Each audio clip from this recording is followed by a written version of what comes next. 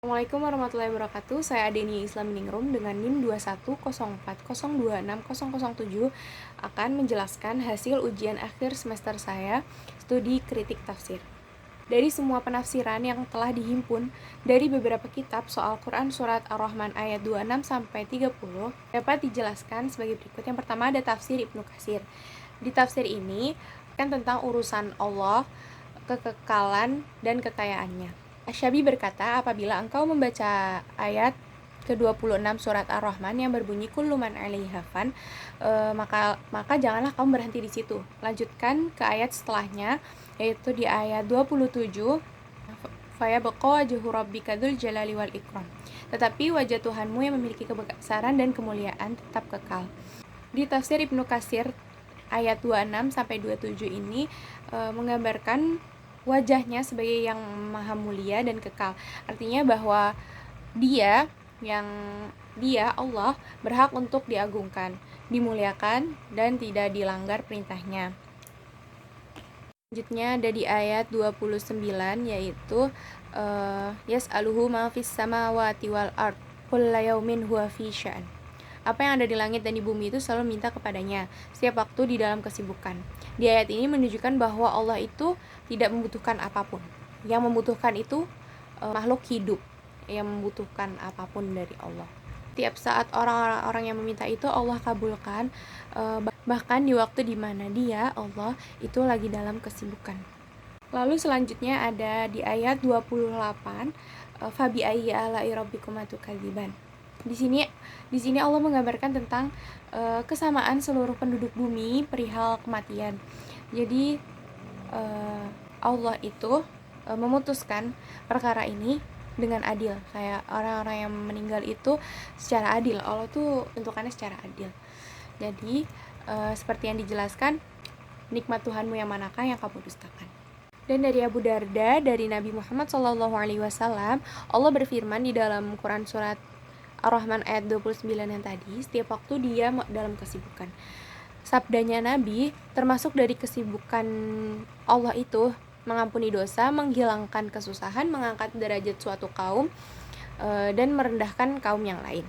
Lalu selanjutnya ada dari tafsir Al-Misbah ayat 26 sampai 28 surat Ar-Rahman, yang artinya semua yang ada di dalamnya akan binasa dan kekal wajah Tuhanmu Dzul Jalali wal Ikram. Maka nikmat Tuhan kamu berdua yang manakah yang kamu berdua ingkari? Dan ayat-ayat di atas ini mengingatkan bahwa itu semua tidak mengantar siapapun kepada kekekalan di dunia. Jadi Allah berfirman semua yang ada di dalamnya itu pasti akan mati. Lalu penggunaan kata man di dalam firman-Nya kulluman itu menunjukkan ditunjukkan untuk orang-orang yang berakal, untuk makhluk yang berakal. Walaupun di dunia ini ada makhluk yang tidak berakal seperti hewan dan tumbuhan, namun kata man di sini ditunjukkan kepada makhluk-makhluk yang berakal, terutama jin dan manusia. Lalu selanjutnya ada kata fan yang mengandung makna masa yang akan datang. Jadi menggambarkan berakhirnya periode kehidupan saat ini menuju periode kehidupan selanjutnya, serta sudah tidak berlakunya lagi kehidupannya dia di masa ini atau di dunia. Lalu pendapat Tobai yang menggambarkan kalau fana atau kebiasaan itu bukanlah kepunahan, melainkan perpindahan dengan kembali kepada Allah Subhanahu wa taala. Sementara ulama seperti Ibnu Asy'ar itu tidak mempermasalahkan mengenai fana, kepunahan atau yang ada di ayat-ayat sebelumnya. Namun Ibnu Asy'ar ini menyinggung tentang nikmatnya di ayat selanjutnya, fabi ayyi ala'i rabbikuma tukadziban, itu berkesinambungan dengan ayat sebelumnya, yakni kebahagiaan di akhirat itu sebuah nikmat. Jadi nikmat yang manakah yang didustakan? Lalu selanjutnya ada kata wajhu rabbik yang diartikan wajah sebagai zat atau diri. Itu menurut banyak ulama memaknai kata wajhu rabbik sebagai wajah Tuhanmu. Lalu Toba-Tobai memahami kalimat tersebut dalam artian kata sifatnya yang mulia merupakan perantara antara dirinya dengan makhluknya. Dengan sifat ini Allah menurunkan untuk mereka aneka ragam kebaikan. Lalu di kata Dzul Jalal wal Ikram, menurut Fakhruddin Ar-Razi dalam tafsirannya menyebutkan bahwa kata Jalal itu mengandung makna memaafkan. Lalu di ayat 29 sampai 30 yang artinya dia dimintai oleh siapa yang ada di langit dan di bumi setiap saat dia dalam kesibukan. Maka nikmat Tuhanmu yang manakah yang kamu dustakan? Salah satu bukti yang terkuat tentang kebinasaan adalah kebutuhan, dan bukti kekekalan adalah ketidakbutuhan kepada apapun. Dapat dikatakan juga bahwa setelah ayat yang lalu menguraikan sifat jalal dan ikramnya baik itu di dunia maupun di akhirat nanti. Dan kata yaum di sini bisa diterjemahkan sebagai hari. Tapi di Al-Qur'an tidak hanya tentang hari. Jadi di sini di tafsir ini menyebutkan bahwa yaum itu dijelaskan sebagai satu periode. Lalu kata sya'an sendiri bermakna sebagai persoalan yang besar dan penting. Lalu kata al-ikram yang diambil dari akar kata yang terdiri dari huruf kaf, ro, dan mim yang mengandung makna kemuliaan serta keistimewaan sesuai objek yang disifatinya. Jadi Allah itu yang maha pemilik al-ikram, dia yang maha pengurah dengan pemberiannya. Lalu selanjutnya ada di tafsir Jalalain yang di ayat 26-nya kullu man 'alaiha, semua yang ada di bumi itu yakni semua makhluk hidup yang ada padanya fan, akan binasa, akan mati. Pada ayat ini diungkapkan bahwa semua makhluk hidup dengan makna kata man karena memprioritaskan makhluk yang berakal seperti dalam tafsir Al-Misbah tadi.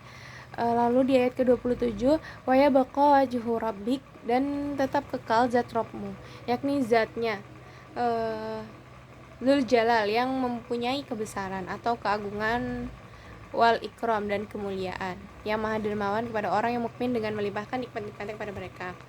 Fabi ayyi alai rabbikum tukadziban, maka manakah nikmat-nikmat Rabb kamu berdua yang kamu dustakan? Lalu di ayat 29 ada yas'aluhu ma fis samawati wal ard kullu yaumin huwa fi sya'an. Yang pertama itu ada yas'aluhu ma fis samawati wal ard, semua yang ada di langit dan di bumi itu selalu meminta kepadanya, baik itu melalui ucapan mereka ataupun perbuatan mereka, yaitu meminta yang mereka perlukan berupa kekuatan untuk menjalankan ibadah, rezeki, ampunan, dan lain sebagainya setiap hari, kulla yaumin, setiap waktu. Jadi huwa fi sya'an, dia dalam suatu perkara, yaitu perkara yang hendak dilahirkannya. Di ayat 30, maka nikmat Rabb kamu berdua yang mana yang kamu dustakan?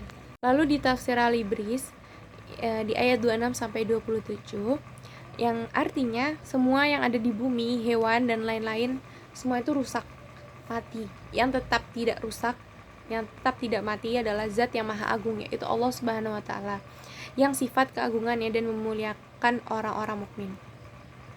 Yang di ayat 28, nikmat Tuhan yang mana yang kamu dustakan? Di ayat 29 artinya semua makhluk hidup yang ada di langit dan di bumi ini menyembah kepada Allah Ta'ala. Apa yang dibutuhkan seperti rezeki, pengampunan, dan lain sebagainya. Tiap-tiap waktu Allah Ta'ala tetap melakukan perkara yang sudah dipastikan, seperti menghidupkan dan mematikan, lain sebagainya. Di ayat 30, jadi nikmat Tuhanmu yang manakah yang kamu dustakan? Yang memiliki akal itu manusia dan jin, makanya manusia dan jin itu disebut makhluk yang memiliki akal karena dua golongan makhluk ini berat secara taklif lain dengan hewan, batu, dan sesamanya. Sekian dari saya, kurang lebihnya mohon maaf. Wassalamualaikum warahmatullahi wabarakatuh.